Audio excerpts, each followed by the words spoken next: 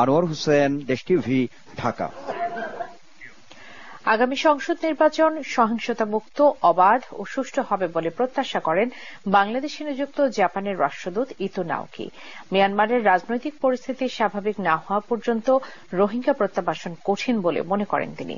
রাজধানীর একটি হোটেলে centre for governance studies CGS আয়োজিত অনুষ্ঠানে এসব কথা বলেন জাপানের রাষ্ট্রদূত। বিস্তারিত সাইফুল রিপনের প্রতিবেদনে।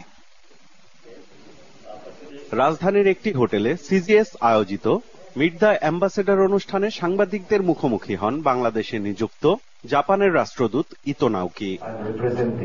বলেন, রোহিঙ্গা প্রত্যাবাসনকে সবচেয়ে বেশি গুরুত্ব দেয়া দরকার, তবে মিয়ানমারের রাজনৈতিক পরিস্থিতি স্বাভাবিক না হওয়া পর্যন্ত দ্রুত রোহিঙ্গা প্রত্যাবাসন সম্ভব নয় বলেও মনে করেন তিনি।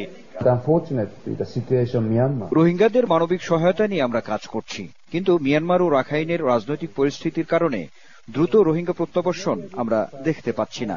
এটা একটা বড় চ্যালেঞ্জ, কিন্তু এটাকে আমরা সবার আগে প্রাধান্য দিয়ে কাজ করে যাচ্ছি যে কিভাবে রোহিঙ্গা প্রত্যাবাসনের পরিবেশ তৈরি করা যায়।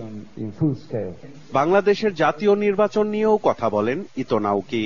বলেন, আগামী নির্বাচন যেন সুষ্ঠু ও অংশগ্রহণমূলক হয়, সেজন্য সরকার ও ইসি চেষ্টা করছে বলে জাপানকে জানানো হয়েছে।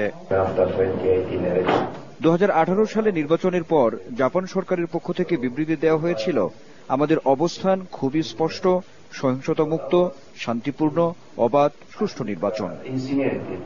উন্নয়ন ও অগ্রযাত্রা চলমান রাখতে রাজনৈতিক স্থিতিশীলতা জরুরি বলেও মনে করেন এই রাষ্ট্রদূত। জানান, রেভিনিউ রিফর্ম নিয়ে বাংলাদেশ সহায়তা চাইলে তার সম্ভাব্যতা বিবেচনা করবে জাপান। সাইফুল রিপন, দেশ টিভি, ঢাকা। জাতীয় পরিচয়পত্র